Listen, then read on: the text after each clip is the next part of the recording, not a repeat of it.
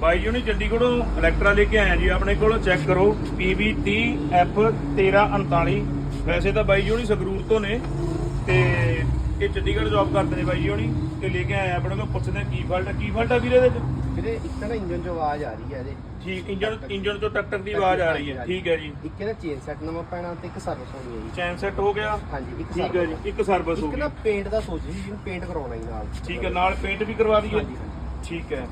ਤੇ ਹੁਣ ਤੁਹਾਨੂੰ ਸਟਾਰਟ ਕਰਕੇ ਚੈੱਕ ਕਰਵਾਉਣੇ ਤਾਂ ਜੀ। ਕਰੋ ਨੇੜੇ ਜੇ ਨੂੰ ਆ ਜਾਓ। ਕਿਹੜੀ ਆਵਾਜ਼ ਆ ਚੈੱਕ ਕਰਦੇ ਆਂ। ਕਰੋ ਚੈੱਕ।